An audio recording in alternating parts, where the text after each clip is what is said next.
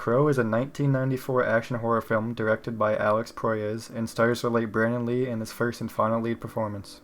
The film follows a man who's brutally murdered and then comes back from the dead with supernatural powers. During production in 1993, Brandon Lee was on the set filming an action scene. In the middle of a stunt, a gun that was loaded with blanks suffered a malfunction.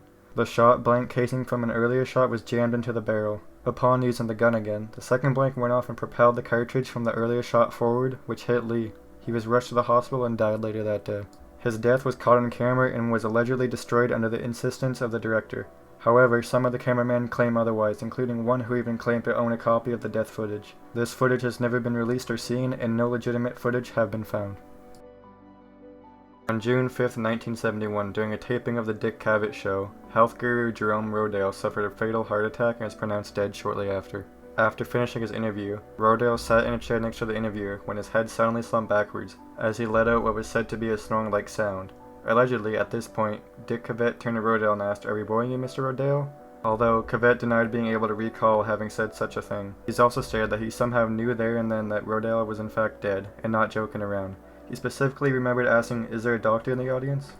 Somewhat ironically, during his interview, Rodeo was quoted as saying, "I'm in such good health that I fell down a long flight of stairs yesterday and I laughed all the way." He also said, "I've decided to live to be 100 and I've never felt better in my life." Cavett and his staff viewed the recording of the incident several weeks later, only then noticing for the first time the irony in what Rodeo had said during his interview.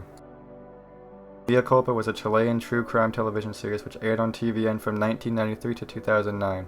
However, some episodes were either missing or later removed by TVN. Though most missing episodes have since been recovered and uploaded by fans of the series, as of 2021, the particularly gruesome episode El Alex remains lost. This episode premiered on October 11, 2006. It follows the story of Alexis Miranda Carrasco, who was a troubled 22-year-old childhood abuse survivor and drug addict who robbed and slit the throats of an elderly couple in Macul, Santiago de Chile in 2004. El Alex was briefly available for viewing on TVN's official website until 2007. During a November 2020 video chat with a fan, the series creator, host, writer, and director Carlos Pinto admitted that he doesn't know the reason why the episode was never re-aired or posted on YouTube, or even if a physical copy still exists. Pinto theorized that El Alex was either considered too disturbing for modern audiences by the director of programming, accidentally mislabeled by the people working at the network's archives, or withheld from syndication for legal reasons.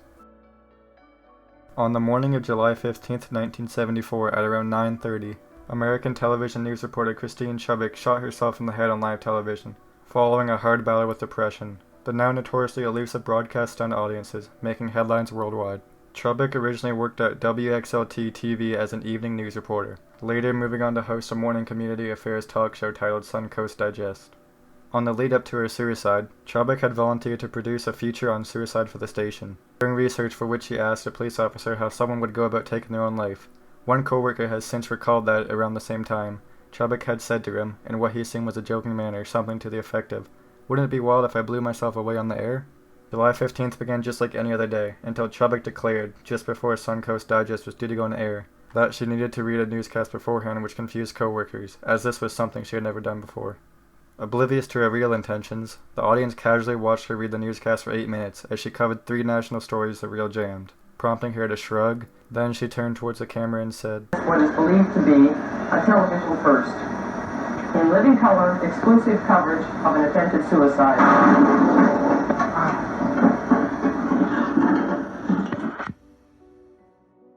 Chubbuck then drew a revolver that she had hidden in her bag, placed it behind her right ear, and fired, immediately slipping forward violently into her desk, as the technical director scrambled to fade rapidly to black. As the broadcast took place in 1974, it's possible, though highly unlikely, that the suicide could have been recorded by a home viewer, as several primitive VCRs had been made commercially available by that time. She says that the tape is now in the hands of a very large law firm for safekeeping, and that she has no intention to let anyone ever see it, and she also only held onto the tape to honor her husband. In early 2021, YouTuber A Taylist acquired what is generally accepted as being a legitimate cassette recording of the audio from the incident from an undisclosed private collector, releasing the portion of the newscast prior to the suicide on the YouTube channel in February of that year. The audio matches the voice of Christine heard in Kate Plays Christine and also lines with the news reported on Sarasota Herald Tribune from the day of the incident, leaving little doubt as to its authenticity. In April of the same year, A Taylist released the audio in its entirety on his YouTube channel.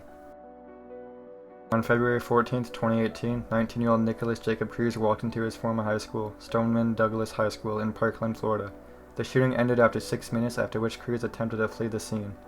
17 students died, along with 17 others injured, marking it the deadliest high school shooting in modern American history since the Columbine High School shooting on April 20th, 1999. Many surveillance cameras were operating on the day of the shooting. Of the many video recordings, only 6 have been released to the public so far. The first edited video shows Scott Peterson, the school resource officer, responding to the shooting. It was petitioned by the public to get the footage released. The remaining 26 minutes show that he has never entered the school. About 5 months later, additional outside security footage was released, including video from the main gate, walkways, and parking lot. While this is still an active criminal investigation, and more exterior CCTV footage is most likely to be released, a video from the inside of the school will likely never see the light of day.